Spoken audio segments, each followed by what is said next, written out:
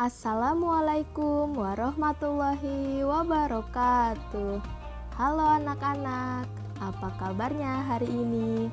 Semoga masih kuat ya puasanya. Pada kali ini kita akan belajar mengenai kisah Nabi Muhammad SAW. Kelahiran Nabi Muhammad SAW. Nabi Muhammad lahir di kota Mekah pada hari Senin 12 Rabiul Awal pada tahun 571 kalender Romawi. Rasul lahir dari ibu bernama Aminah dan ayahnya yang bernama Abdullah. Tahun tersebut juga disebut sebagai tahun gajah, yakni tahun ketika pasukan gajah di bawah pimpinan Abraha Habasyah tengah menyerang Ka'bah. Allah Subhanahu wa Ta'ala pun menghentikan aksi mereka dengan segala kebesarannya. Burung ababil datang menjatuhi batu-batu untuk mendatangkan wabah penyakit. Masa kecil Nabi Muhammad SAW. Ayahnya Abdullah meninggal saat Nabi Muhammad SAW masih dalam kandungan. 6 bulan setelah kelahiran, bayi Nabi Muhammad SAW dibawa tinggal bersama keluarga dusun di pedalaman, mengikuti tradisi perkotaan kala itu untuk memperkuat fisik dan menghindarkan anak dari penyakit perkotaan. Ia diasuh dan disusui oleh Halimah binti Abi Duaib di kampung Bani Sa'ad selama 2 tahun. Setelah itu, Nabi Muhammad SAW kecil dikembalikan untuk diasuh kepada budak Ummu Aiman. Pada usia ke-6 tahun, Nabi Muhammad SAW kehilangan ibunya, Aminah, karena sakit. Selama 2 tahun berikutnya, kebutuhan Nabi Muhammad SAW ditanggung dan dicukupi oleh kakeknya dari keluarga ayah, yaitu Abdul Muthalib. Ketika berusia 8 tahun, kakeknya meninggal dan Nabi Muhammad SAW berikutnya diasuh oleh pamannya, Abu Thalib, yang tampil sebagai pemuka Bani Hashim sepeninggal Abdul Muthalib. Masa remaja Nabi Muhammad SAW. Pada masa remaja, Nabi Muhammad terjaga dari perbuatan merugikan kawan sekitarnya. Sampai suatu ketika, Nabi pun bercerita ketika 2 kali duduk saat mendengarkan pesta perkawinan di zaman jahiliyah. Allah justru menutup telinganya sampai tertidur dan terbangun esoknya. Setelah itu, aku tidak pernah lagi berniat mengikuti perbuatan buruk. Muhammad yang menginjak usia 20 tahun di Mekah yang bertepatan dengan peristiwa Harbul Fijar antara kabilah Quraisy melawan Qais dan Ailan. Masa dewasa Nabi Muhammad SAW. Menjelang usia Nabi Muhammad yang dewasa, membuatnya semakin menekuni dunia bisnis. Nabi pun berdagang dengan kawan terbaiknya, yakni Sa'ib bin Abi Sa'ib. Barulah pada saat berusia 25 tahun, Rasulullah menjalin kerjasama bisnis bersama wanita kaya raya, yakni Siti Khadijah. Perkenalan Muhammad dengan Khadijah memang berawal dari dunia perniagaan. Pernikahan Nabi Muhammad dan Khadijah. Banyaknya kegiatan perdagangan yang melibatkan mereka berdua membuat Khadijah merasa kian tertarik. Perempuan ini akhirnya mengutus seorang sahabatnya, Nafisa binti Umayyah, untuk menyampaikan keinginannya, yakni melamar Muhammad. Nabi Muhammad pun menyampaikan kabar gembira ini kepada paman-pamannya, salah satunya yakni Hamzah bin Abdul Muthalib. Lantas mendatangi rumah Khalid bin Asad dengan Muhammad untuk melamar Khadijah. Maka menikahlah mereka berdua ketika Nabi berusia 28 tahun.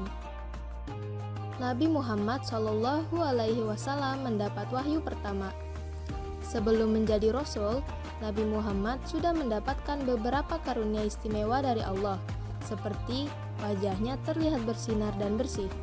Hal ini nyatanya menjadi pertanda kebesaran Allah yang menandakan akan datangnya Nabi terakhir dengan kedudukan tertinggi sampai akhir zaman.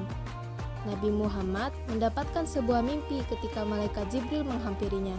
Rasul pun sedang menyendiri di dalam gua Hiro, tepatnya di samping Jabal Nur.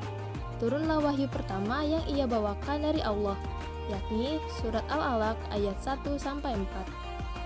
Dakwah pertama Nabi Muhammad. Nabi Muhammad akhirnya memulai dakwahnya secara terang-terangan pada keluarga paling dekatnya, yaitu kalangan Bani Hashim.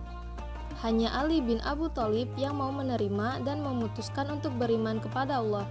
Sementara Abu Thalib ikut melindungi Rasul saat berdakwah. Dakwah secara terang-terangan ini selalu mendapatkan pertentangan oleh kaum Quraisy. Bahkan beberapa orang menuduh Nabi Muhammad gila dan melemparkan kotoran ke tubuh Nabi. Abu Jahal dan Abu Lahab sebagai pamannya bahkan juga ikut menentang Rasul selama berdakwah. Pertentangan dari kaum kafir Quraisy. Bersama dengan kaum kafir Quraisy lainnya, Abu Jahal dan Abu Lahab menentang dakwah Rasulullah. Keduanya bahkan sempat mengintimidasi pengikutnya agar meninggalkan Nabi.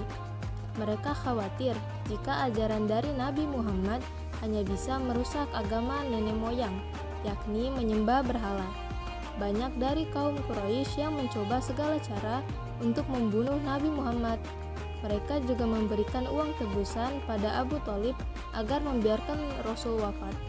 Rencana pembunuhan ini pun sering melibatkan orang luar agar tidak memecahkan perang saudara. Perintah berzakat di zaman Rasulullah. Memasuki zaman Rasulullah Shallallahu Alaihi Wasallam, tepatnya di tahun pertama di Madinah, Nabi dan sahabatnya serta kaum muhajirin masih menghadapi usaha untuk tetap bertahan hidup.